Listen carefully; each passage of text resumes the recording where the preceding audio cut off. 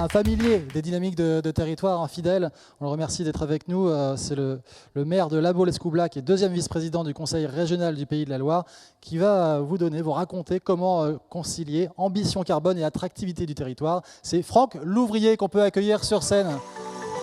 Soyez bienvenus.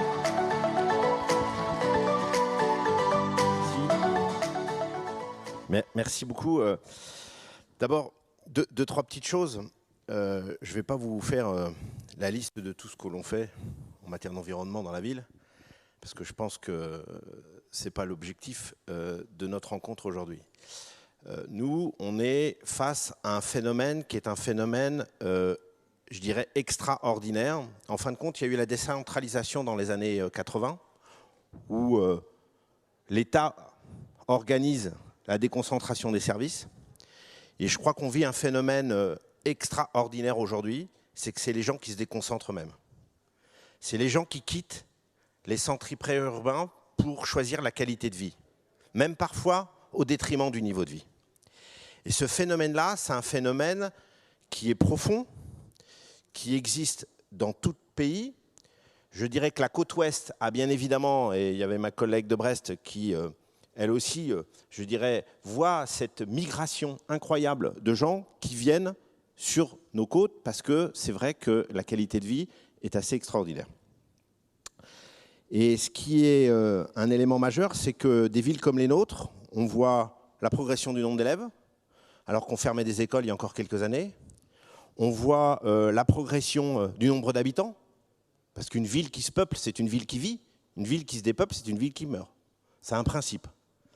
Et on voit aussi, bien sûr, de plus en plus de gens qui viennent vivre en pays des vacances, notamment pour la Baule et pour toute la côte ouest. C'est un effet côte ouest. Il y a un vrai effet côte ouest en France. Et cet effet côte ouest nous amène bien évidemment à des impératifs environnementaux qui sont essentiels parce qu'on a la chance de vivre au bord de l'océan Atlantique. Et ça, parfois, on ne prend pas toujours la raison de l'enjeu. Je discutais avec mes adjoints il n'y a encore pas très longtemps. Et je leur disais, imaginez le regard de nos enfants, de nos petits-enfants, quand on leur expliquera que l'on arrosait nos espaces verts avec de l'eau potable, alors qu'on a l'océan Atlantique au bord de chez nous. Ce sont des enjeux qui sont des enjeux phénoménaux. Donc il y a des enjeux bien évidemment de désalinisation, il y a des enjeux de maîtrise de la consommation, il y a des enjeux aussi de mobilité. Alors on a une chance formidable, notamment dans l'ouest de la France, c'est qu'il n'y a pas de montagne. Le pays est plat. Le pays étant plat, ça nous permet d'avoir des mobilités douces, notamment bien sûr le vélo, qui se développent à une vitesse fulgurante. Moi j'ai une ville qui passe de 18 000 habitants l'hiver, qui est déjà une ville conséquente, parce qu'elle est surclassée 40-80 000, elle va être même surclassée 80-150 000, c'est-à-dire niveau sous-préfecture. Je passe de 18 000 l'hiver à 180 000 l'été. À 180 000 l'été, vous vous dites, c'est des embouteillages partout. C'est pas possible. Je peux vous assurer, vous étiez encore cet été sur la côte, il n'y a pas eu un seul embouteillage. Pourquoi? Parce que les gens ont pris aussi un nouveau mode de consommation douce, qui est la mobilité douce, qui est le vélo. Alors vélo électrique, je ne vous fais pas le détail parce que bien sûr. Alors pourquoi? Parce qu'il y a aussi une offre importante en la matière, mais tout ça fait que le comportement, en fin de compte, des Français nous amène à avoir des villes plus durables. Et je dirais qu'il y a bien sûr qu'il y a des volontés politiques locales, régionales, nationales, et même parfois internationales, même si on aimerait bien voir l'Europe un peu plus agir en la matière. Mais en tout cas, on sait très bien, ce sont les Français qui vont nous amener à avoir des villes plus vertes, ce sont les Français qui vont nous amener à avoir des villes plus écologiques. Ce n'est pas un phénomène de mode. C'est un phénomène profond qui, je dirais, s'impose au fur et à mesure du temps. Moi, j'ai une ville qui a la plus belle canopée au monde, c'est la plus belle couverture verte. Vous survolez la ville, tout est vert, c'est une forêt, sur plusieurs dizaines d'hectares.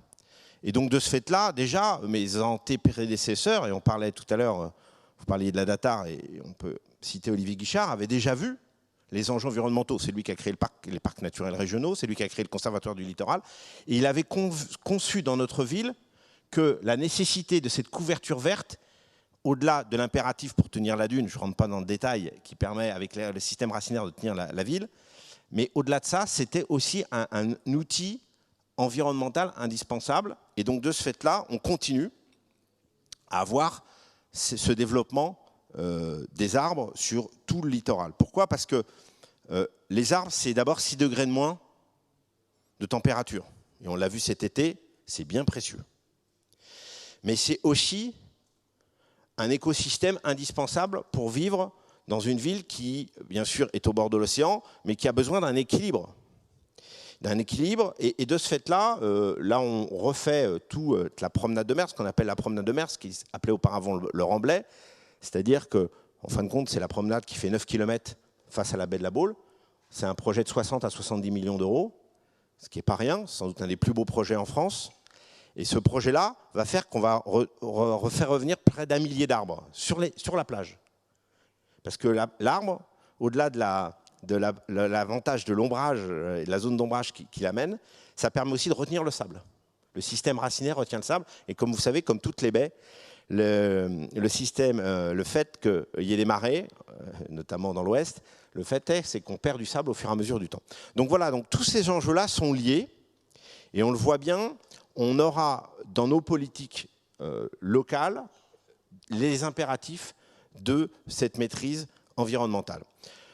Alors après, il y a le proactif, au-delà de ce qui s'impose. Le proactif, c'est par exemple la compensation systématique des manifestations, et on en a à la Baule, il y en a plus de 400 par an, des manifestations que l'on fait et qu'on compense, ce qui est le cas par exemple pour le triathlon qui a lieu le week-end prochain. Le triathlon a lieu depuis plusieurs dizaines d'années maintenant. Il compense en plantation d'arbres systématiquement par rapport à la consommation de CO2, parce qu'ils estiment que c'est une compensation normale. Je pense que c'est quelque chose sur lequel nous on travaille. Alors c'est pas simple, parce qu'il faut mesurer bien évidemment la consommation de CO2 de chacune des manifestations, donc vous imaginez un peu l'usine à gaz, mais voilà, c'est impératif. Il faut aussi avoir toutes nos consommations qui soient des consommations à énergie positive.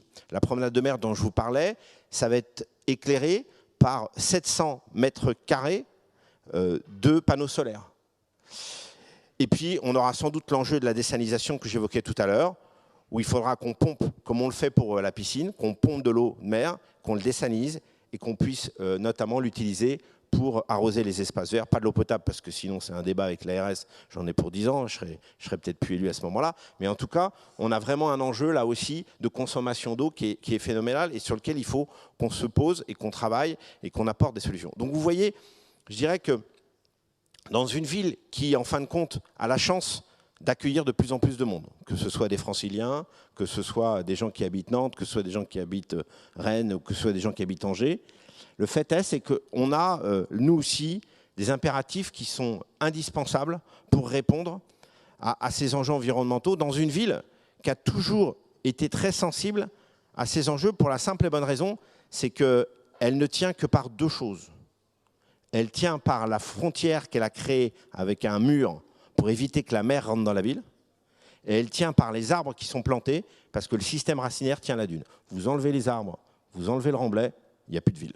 Elle disparaît en quelques heures, si ce n'est quelques jours. Donc ces enjeux-là, il faut peut-être en parler plus, parce qu'on n'en parlait pas assez souvent.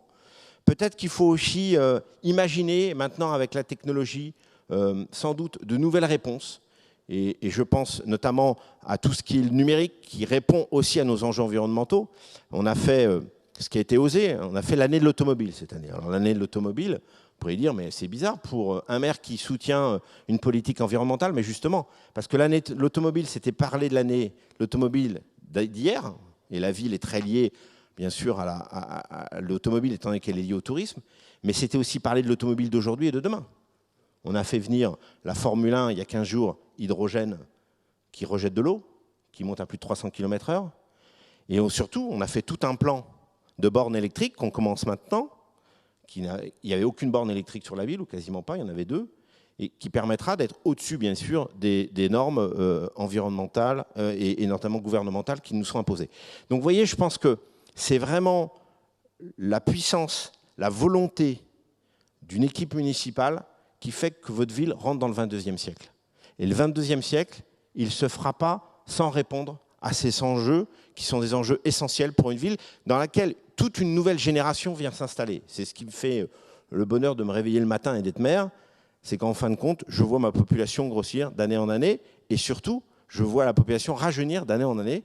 Et donc, toutes ces générations, elles n'admettraient pas que des élus qui sont en responsabilité puissent pas répondre aux enjeux environnementaux du quotidien. Voilà ce que je voulais vous dire en quelque peu de temps. Mais pour moi, c'est vraiment important. Et je pense que là, on a toute une génération de responsables publics locaux qui ont vraiment cerné les impératifs qui s'imposent à nous. Bien avant ce qui s'est passé avec la Covid, bien avant ce qui s'est passé cet été, c'est un impératif pour nous qui est indispensable. Voilà, c'est pas fini, on aura l'occasion de se revoir parce que la créativité en la matière, c'est notre force, et notamment la France est très créative en matière de lutte contre, je dirais, les dangers, les dérives environnementales qui sont aujourd'hui face à nous. Et je pense qu'on aura l'occasion aussi d'en reparler pour la simple et bonne raison, c'est que ça sera beaucoup plus dans les débats publics à venir que ça l'a été auparavant. Merci beaucoup.